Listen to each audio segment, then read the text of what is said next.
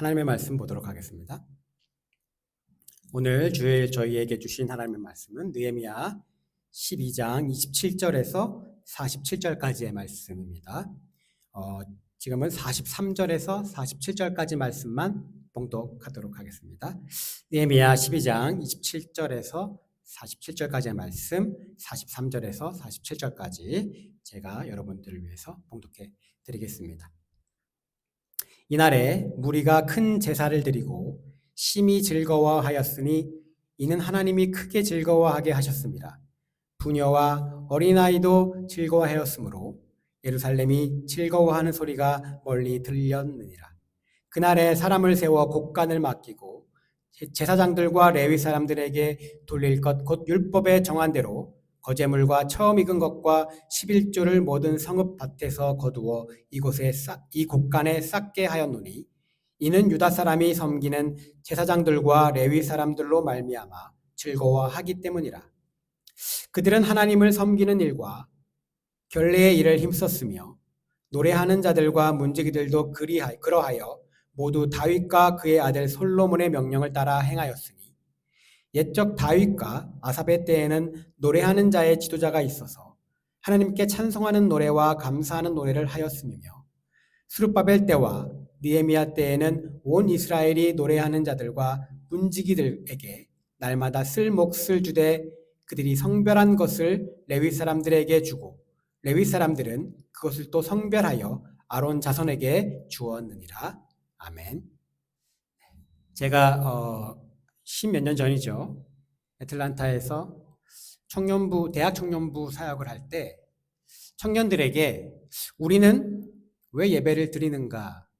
라는 질문에 대한 각자의 답을 써서 저에게 제출하라 한번 시킨 적이 있었습니다. 예배가 주제인 성경 공부를 하기 전에 과연 얘들이 예배에 대해서 어떤 생각을 갖고 있는지 그리고 어떤 마음으로 예배를 참석하고 있는지를 제가 한번 알아보기 위해서 그렇게 시켰던 것이죠. 이 대학생들답게 참 다양한 대답이 나왔던 것 같습니다. 너무 교과서 같은 답도 있었고요. 나름 또 재미있는 대답, 그리고 황당한 대답도 있었습니다. 그 몇 가지를 제가 한번 소개해 드리려고 하는데요. 제가 물었습니다. 넌 왜 예배를 드리니? 라는 질문에 한 청년은 이 한 주간 힘들었던 것, 괴로웠던 것, 고민했던 것을 내려놓기 위해서 예배를 드립니다. 이렇게 답을 했습니다. 그리고 또 다른 청년은 그가 하나님이시고 예배 받아야 할 분이시기 때문에 하나님께서 예배하라고 하셨기 때문에 라고 답했습니다. 참 모범답안 같은 것이죠. 정답 같은 아주 모범답안이었습니다. 그리고 또 어떤 청년은 하나님의 말씀을 듣기 위해 특히 힘들 때 힘이 되는 설교 말씀을 듣기 위해 그리고 찬양을 드리기 위해 예배를 나온다. 이렇게 답하기도 했습니다. 그리고요, 또 어떤 청년은 나의 삶의 주인 되시기 때문에 또한 그분을 매일 찬양하고 싶고 인격적으로 만나며 예배할 때 내가 살아갈 수 있다. 어디서 많이 듣던 대답을 또 했습니다. 또 어떤 청년은요, 혼자서는 부족해서 배움이 필요해서 예배를 드린다. 이런 청년도 있었고요. 또 이런 답도 있었습니다. 학교의 숙제나 공부에서 쉴 수 있는 핑계를 댈 수 있다. 그래서 예배를 나온다. 이렇게 답하기도 했습니다. 그리고요, 한 청년은 영어로 답했는데요. obvious thing이라고 했습니다. 이거는요, 한마디로 당연한 것이다. 예배를 드리는 건 말하지 않아도 그냥 알 수 있는 것. 예배 드리는 것 같은 특별한 이유는 없다. 당연한 것이다. 이렇게 답했습니다. 그럼요, 여러분들은 왜 예배를 드리시나요? 여러분들은 왜 예배를 드리십니까? 물론 예배는 지금 우리가 모여서 지금 하고 있는 것, 이 정해진 시간에 예배당이라는 곳에 모여서 드려지는 종교적인 행위를 꼭 말하지만은 않습니다. 우리 교회의 모토는 예배가 삶이 되고 이 삶이 예배가 되는 교회이죠.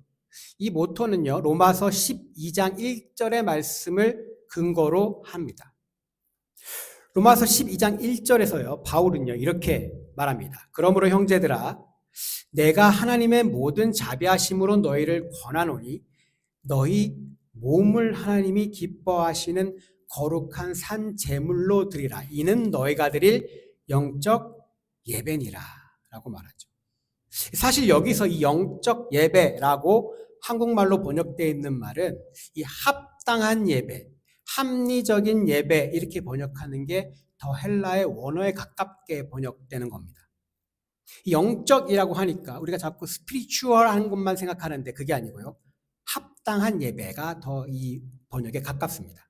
즉 우리의 몸을 거룩한 산 제물로 드리는 것, 그것이 우리가 드려야 할 합당한 예배라고 바울은 말하고 있는 것이죠. 이것은요, 우리가 몸을 직접 사용하고 있는 우리의 삶과 일상에서 하나님께 드려지는 예배를 말하는 것입니다. 우리의 일상의 삶 속에서, 그리고 일터에서 혹은 가정에서 하나님의 말씀을 실천하며 살아가는 것, 교회 안에 있을 때만 그리스도인이 아닌 일상의 삶 속에서도 그리스도인으로서 살아가는 것, 이것이 우리가 드릴 합당한 예배다. 이렇게 바울 사도는 말하고 있는 것이죠. 물론 이 교회에서 드려지는 이 예배와 일상의 삶에서 드려지는 예배, 둘 다 중요합니다. 모두 다 중요합니다. 두 예배 모두 우리가 놓쳐서는 안 되는 예배입니다. 그리고 오늘 우리가 살펴보고자 하는 것은 일상의 삶에서의 예배가 아닌 그리스도인들이 함께 모여 하나님을 예배하는 그 행위, 바로 그 예배입니다. 우리가 함께 모여 드리는 예배는 예수 그리스도를 믿음으로 인해 구원받은 하나님의 백성임을 증명하는 가장 중요한 행위 중에 하나입니다. 이 참된 그리스도인이라고 한다면 반드시 해야 하는 의무와도 같은 거라고 볼 수 있죠. 이 예배에 목숨을 걸어라, 혹은 예배의 성공이 인생의 성공이다, 뭐 이런 말 한 번쯤은 다 들어보셨죠? 물론 슬로건이 저는 잘 이해되지 않습니다. 뭐 예배에 목숨을 어떻게 걸라는 건지도 모르겠고, 예배가 성공한 게 어떻게 인생의 성공이 되는지도 잘 모르겠지만, 이 말의 뜻은 바로 그만큼 예배가 중요하다라는 말이겠죠. 요한복음 4장을 보면요, 예수님께서도 우물에 물 기르러 온 사마리아 여인과의 대화에서 이렇게 말씀하십니다. 하나님 아버지께서는 영과 진리로 예배하는 참된 예배자들을 찾으신다 라고 말씀하시죠. 우리는요, 매주 주일 예배를 드립니다. 그리고 그 예배가 늘 하나님이 받으시는 제대로 된 예배일 것이라는 보장은 사실 어디에도 없습니다. 여러분은 매주 예배를 드리시면서 어떤 느낌을 받으십니까? 우리가 느끼기에 어떨 때는 예배 같은 예배를 드리는 것 같은데 또 어떨 때는 아닌 것 같기도 합니다. 어떤 주일에는 예배에 성공한 것 같은데 또 어떤 주일에는 예배에 실패한 것 같기도 합니다. 그럼 어떻게 하면 이 예배 같은 예배, 성공한 예배가 되게 할 수 있을까요? 어떻게 하면 예배를 예배되게 할 수 있을까요? 이것은 생각보다 굉장히 심각한 질문이기도 하지만 또 한편으로는 대답하기 좀 어려운 질문이기도 합니다. 예배를 예배되게 하는 것은 사람마다 다를 수도 있고 개 교회마다 그리고 각 교단에 따라 조금씩 차이가 있을 수 있기 때문이죠. 그러나 오늘 우리가 살펴볼 느헤미야 본문을 통해 예배를 예배되게 하는 것이 무엇인지 우리가 한번 찾아보고자 합니다. 물론 느헤미야의 본문이 하나님이 바라시는 진짜 정확한 정답, 예배에 대한 정답이 아닐 수는 있습니다. 그러나 오늘 우리에게 주어진 본문 말씀에서 우리의 예배를 예배되게 할 수 있는 요소들을 한번 발견하는 그런 시간이 되기를 소망합니다. 오늘 본문 말씀 느헤미야 12장은요. 느헤미야가 성벽 재건을 완성한 후 그 다음에 봉헌식을 하는 장면을 기록하고 있습니다. 어느덧 1장부터 12장까지 왔는데요. 성벽이 완성됐고 예배도 드렸고 이제 그 성벽을 하나님께 올리는 그 내용이 오늘 본문에 나옵니다. 우리 현대 말로 한번 바꿔보면 예루살렘 성벽 재건 감사 예배 이 정도가 될 겁니다. 이 봉헌식은 12장 27절부터 무려 마지막 절인 47절까지 꽤 길게 기록하고 있습니다. 이 자신들이 완공한 성벽 위를 막 올라가서 찬양도 하고요, 행진도 하고요, 샘문과 비롯한 여러 가지 문들을 지나 성전으로 향해 들어갑니다. 그리고 제사를 지내고요, 그리고 헌금, 예물을 드리는 모습도 묘사하고 있습니다. 그리고 유다 백성들이 드린 성전 봉헌 예배의 모습에서 우리는 우리의 예배를 진정한 예배되게 할 수 있는 아주 중요한 요소들을 몇 가지 발견할 수 있습니다. 먼저 이 봉헌식을 위해 이들이 가장 먼저 한 것이 무엇인지 한번 살펴봐야 하는데요. 오늘 본문 말씀에서 봉헌식을 위해 가장 먼저 한 것은 곳곳에서 레위인들을 찾아내어 예루살렘으로 데려오는 일이었습니다. 그 이유가 무엇이었을까요? 오늘 본문 말씀 27절을 한번 보죠. 27절을 보면요, 이렇게 기록되어 있죠. 예루살렘 성벽을 봉헌하게 되니 각 처에서 레위 사람들을 찾아 예루살렘으로 데려다가 감사하며 노래하며 재금을 치며 비파와 수금을 타며 즐거이 봉헌식을 행하려 하매. 자, 그 이유가 무엇이었습니까? 그 이유는 봉헌식 때 하나님을 찬양하기 위함이었습니다. 그리고요, 또 31절을 보면 큰 무리가 둘로 나눠 감사 찬송을 하며 성벽 위를 행진해 성전으로 향해서 나아가고 있습니다. 자, 예배가 진정한 예배가 되기 위해선 예배 시간에 우리의 목소리와 악기를 사용해 하나님을 찬양해야 합니다. 하나님은 우리의 찬양을 원하시고 우리의 찬양을 기뻐하십니다. 시편을 비롯한 성경 곳곳에 기록되어 있는 수많은 찬양시들이 바로 하나님이 찬양을 좋아한다는 증거이죠. 예배 중에도 일상의 삶 속에서도 하나님을 찬양해야 합니다. 하나님 찬양은 우리가 예배를 드리는 가장 중요한 이유이기도 하죠. 그러나 우리가 예배 중에 찬양을 하며 한 가지 반드시 주의해야 할 점이 있습니다. 음악의 선율, 즉 이 멜로디에 우리의 감정을 맡기지 말아야 한다는 겁니다. 우리는 종종 찬양을 하며 나 은혜 받았어 라고 말하며 마음이 뜨거워져 눈물을 흘릴 때가 있습니다. 그러나 그 눈물이 음악의 선율, 멜로디가 우리의 마음을 터치한 것인지, 아니면 찬양의 가사 혹은 찬양을 하는 중에 성령님께서 나의 마음을 터치한 것인지 우리가 잘 구분해야 합니다. 음악은요, 예배 감동을 극대화해 예배를 예배되게 하는 강력한 영적인 도구가 될 수도 있지만 이 예배의 본질을 흐리고 인간적인 감정에만 치우치게 만들 수 있는 대단한 위험을 가지고 있습니다. 그래서 이 소위 말하는 찬양 집회라는 곳에서 흔히 일어나는 일 중에 하나는 음악의 멜로디에 취해 흐르는 눈물이나 악기의 그 화려한 소리들과 음악적인 분위기에 취해서 우리가 느끼는 이 카타르시스를 마치 성령 충만했다라고 착각하고 혹은 하나님을 만났다라고 착각하게 되는 경우가 많다는 겁니다.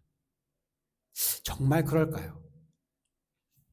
우리의 문제는 예배 시간 찬양을 통해서 자꾸 내가 은혜를 받으려고 하는 데 있습니다.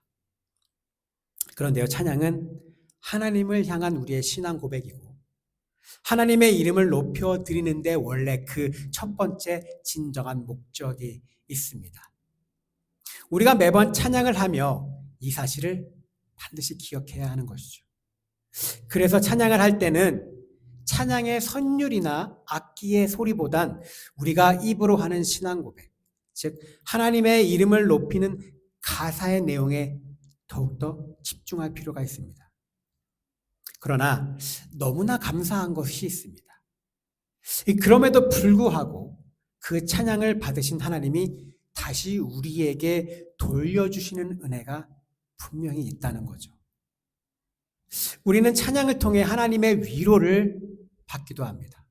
우리는 찬양을 통해 하나님의 메시지를 듣기도 합니다. 또 우리는 찬양을 통해 살아갈 힘을 얻기도 합니다.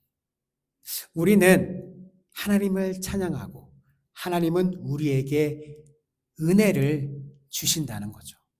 찬양을 통한 하나님과의 소통이 일어나는 것입니다. 이것이 예배이고 그리고 우리의 예배를 예배되게 하는 것입니다. 오늘 본문 말씀 30절에는요. 이 봉헌식을 위해 유다 백성들이 두 번째로 한 행동이 묘사되어 있습니다. 30절을 한번 같이 보죠. 이 제사장들과 레위 사람들이 몸을 정결하게 하고 또 백성과 성문과 성벽을 정결하게 하니라.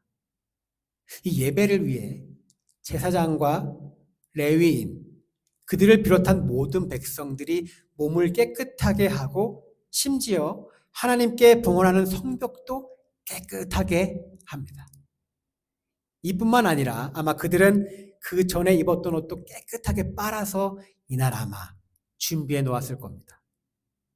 예배를 위해 스스로를 깨끗하게 하는 상징적인 정결 행위를 했던 것이죠.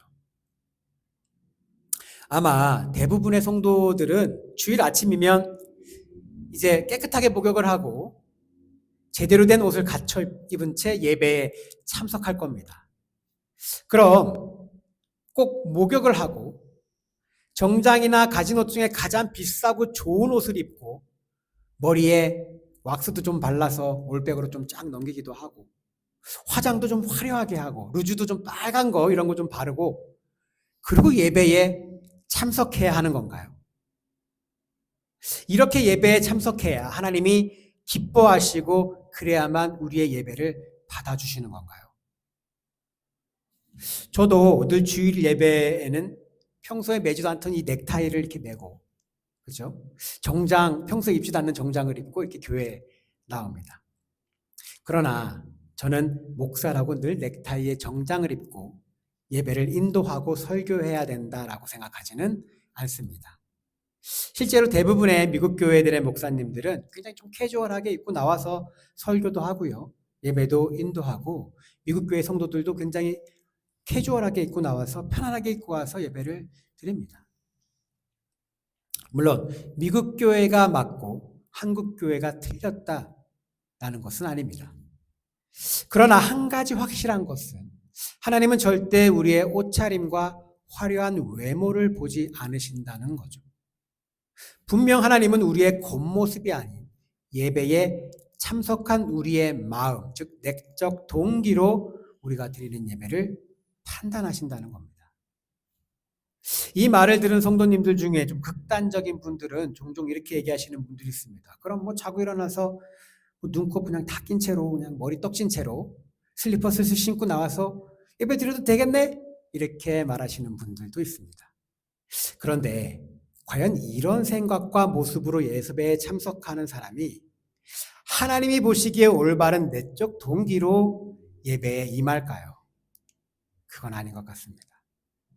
옷이 사람을 만든다라는 이 라틴어의 격언이 있습니다. 즉 복장 상태가 옷을 입은 사람의 마음가짐과 태도를 드러내는 것이고 상대방의 옷차림을 통해 그 사람의 마음과 자세를 읽을 수 있다라는 의미입니다. 즉 30절의 말씀에서 우리가 더욱더 집중해서 봐야 할 것은 겉으로 보이는 유다 백성들의 정결의식 행위가 아니라 그들이 봉헌식을 준비하고 예배를 대하는 그들의 마음과 그 자세입니다. 여러분은 매주 드리는 예배에 어떤 마음가짐으로 임하십니까? 우리가 깨끗하게 하고 예배에 참석해야 하는 것은 물론 함께 예배를 드리는 사람들에 대한 예의 때문이기도 합니다. 그걸 바로 매너, 그 기본적인 매너죠. 그러나 예배에 참석하는 겉으로 보이는 우리의 옷차림이 깨끗해야 하는 것이 아니라 예배에 임하는 우리의 마음가짐이 깨끗해야 한다는 겁니다. 화려한 옷차림과 겉모습을 치장하느라 예배에 늦게 도착하는 것보다 조금은 겉모습이 덜 화려할지라도 좀 덜 깨끗할지라도 예배 10분 전에 도착해 한 주간의 삶을 좀 돌아보고 기도하며 예배에 온전히 임할 수 있게 그 마음을 준비하는 사람이 그 예배를 하나님이 더 기쁘게 받아주시지 않을까요? 예배에 임하는 우리의 그 마음과 그 자세가 예배를 예배되게 하는 것입니다. 오늘 본문 말씀을 묵상하면서 저는 43절의 말씀이 굉장히 좀 인상적이었습니다. 이 43절의 말씀을 다시 한번 우리가 읽어보겠습니다. 이날에 무리가 큰 제사를 드리고 심히 즐거워하였으니 이는 하나님이 크게 즐거워하게 하였음이라. 부녀와 어린아이도 즐거워하였으므로 예루살렘이 즐거워하는 소리가 멀리 들렸느니라. 예배를 드린 후에 큰 기쁨이 있었고요. 하나님도 크게 기뻐하셨고 어린 여자들과 어린아이들도 기뻤습니다. 그리고 예루살렘도 기뻤습니다. 이 한 구절에 기쁨이라는 단어가 무려 4번이나 나옵니다. 이 본문을 묵상하며 저는 나는 예배 드릴 때 기쁜가? 한번 생각해 보았습니다. 근데 안 기쁜 것 같아요. 예배 드릴 때. 예배를 드리면서 기쁘다는 감정을 느껴본 지가 언제인지 잘 기억이 안 나더라고요. 보면 우리 애들도 별로 기뻐하지 않는 것 같아요. 여러분은 예배 드리는 것이 기쁘십니까? 오늘날 많은 그리스도인들에게 예배는요, 기쁨이라기보다는 1시간 넘는 시간을 참고 견뎌야 하는 고통이 된 것 같습니다. 제가 책에서 본 웃기지만 한편으로 좀 씁쓸한 이야기인데요. 그 책의 저자의 사촌 동생이 있었는데 그 사촌 동생이 중학생이었을 때 이 천국에 가면 영원히 하나님을 예배할 수 있다라는 말을 듣고 자신은 절대 천국에 가지 않겠다 이렇게 말했답니다.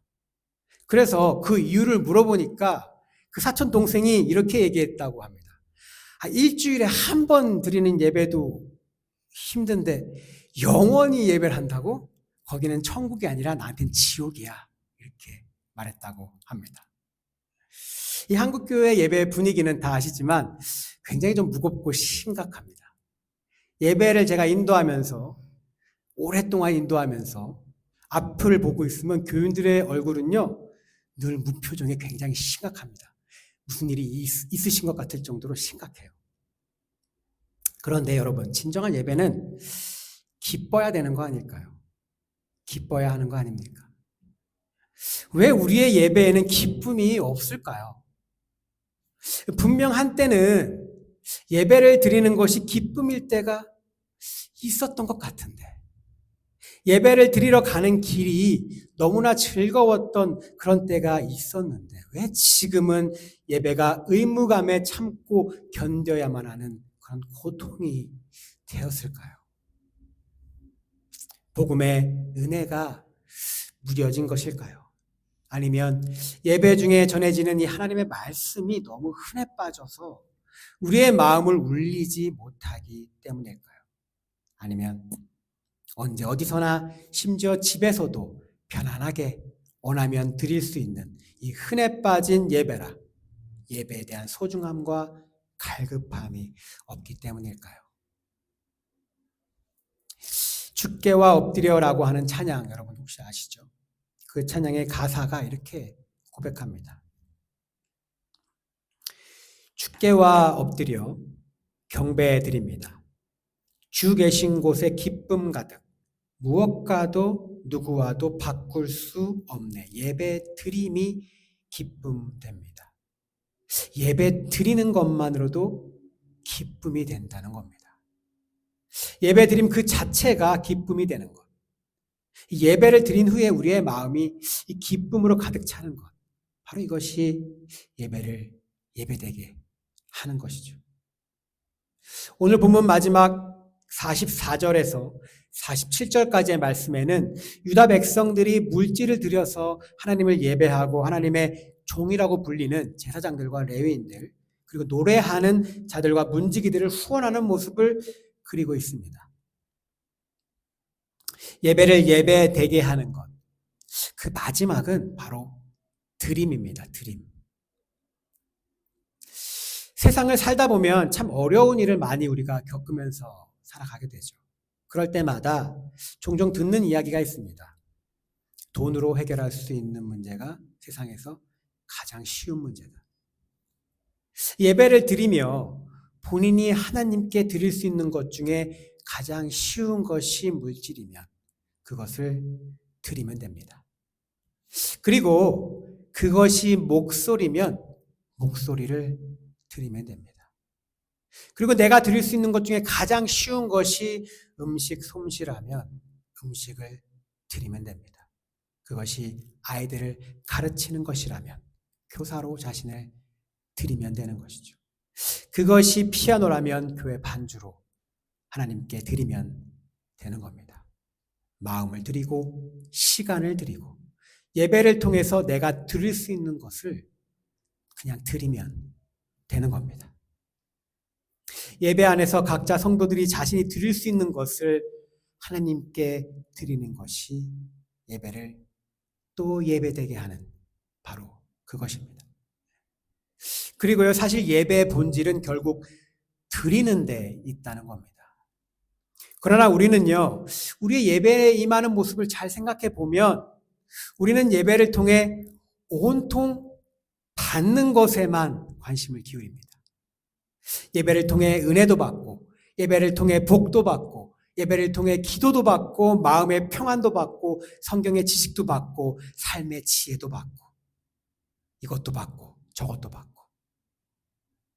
우리의 예배에 기쁨이 없는 것은 예배를 통해 내가 받고 싶은 것을 받지 못한 것, 바로 그것 때문 아닐까요? 그러나 진정한 예배는요, 드리는 겁니다. 우리는요, 늘 기도합니다. 저도 예배가 시작될 때 늘 기도합니다. 하나님, 우리의 예배를 받아주시옵소서. 예배는 보는 게 아니죠. 우리는 종종 예배 보러 간다, 이런 말을 하기도 합니다. 우리는요, 예배를 관람하는 관람객이 아니라는 겁니다. 예배를 공연 보러 오듯이 오는 사람들이 아니라는 겁니다. 그런데 우리는 늘 의자에 앉아 예배를 보다가 끝나면 집으로 돌아가죠. 예배를 보고 있는 분은 하나님이십니다. 예배의 관람객은 바로 하나님이십니다. 예배는 우리의 행위이지 하나님의 행위가 아니라는 사실입니다. 즉, 예배는 우리가 정성스럽게 준비해서 하나님께 드리면 되는 것입니다. 매주 교회에 나와 하나님께 예배를 드리고 일상 속에서 또 우리의 삶 속에서 우리의 몸과 우리의 삶을 또 하나님께 드리는 것, 그것이 바로 예배인 것이죠. 그런데요, 또 너무나 감사한 것은 그럼에도 불구하고 우리가 하나님께 드려야 하는 그 예배를 통해 하나님은 우리에게 쉼도 주시고 또 은혜도 주신다는 겁니다. 그래서 우리는 하나님께 드리는 예배이지만 그 예배를 통해 위로와 은혜를 얻고 일상을 살아갈 또 힘을 얻고 삶의 버거운 짐을 잠시 내려놓을 수 있는 그러한 안식과 쉼을 얻게 되는 것입니다. 사랑하는 성도 여러분, 여러분은 매 주일 오전에 예배를 드리시는 이유가 무엇입니까? 저는 하나님께 매 주일 예배를 드리는 이유가 하나 있습니다. 예수님이 하신 이 마가복음 12장 29절에서 30절의 말씀이 바로 제가 매 주일 하나님께 예배를 드리는 이유입니다. 마가복음 12장 29절에서 30절을 보면요, 이렇게 예수님께서 말씀하십니다. 예수께서 대답하시되 첫째는 이것이니 이스라엘아 들으라. 주 곧 우리 하나님은 유일한 주시라. 내 마음을 다하고 목숨을 다하고 뜻을 다하고 힘을 다하여 주 너의 하나님을 사랑하라 하신 것이요. 예수님께서 주신 우리가 반드시 지켜야 할 가장 중요한 첫 번째 계명입니다. 제가 매 주일 예배를 드리는 이유는 내 마음을 다하고 내 목숨을 다하고 내 뜻을 다하고 내 힘을 다하여 내 주 하나님을 사랑하고 있다는 것을 내 행위로 보여줄 수 있는 것이 바로 그 최고의 방법이 예배이기 때문입니다. 제가 정말 하나님을, 예수님을 사랑하고 당신을 내 구원자라고 고백하는 나의 믿음의 증거로서 내가 할 수 있는 것, 바로 내가 하나님께 드릴 수 있는 것, 그것이 바로 예배이기 때문입니다. 그래서 저는 오늘도 하나님께 예배를 드립니다. 그리고 나의 예배 드리는 행위 그 자체가 아니라 예배를 대하는 이 내적 동기가 내가 드리는 예배를 예배되게 하는 것입니다. 사랑하는 성도 여러분, 여러분의 예배에는 예배를 예배되게 하는 찬양과 마음가짐과 기쁨과 그리고 드리는 것이 있으십니까?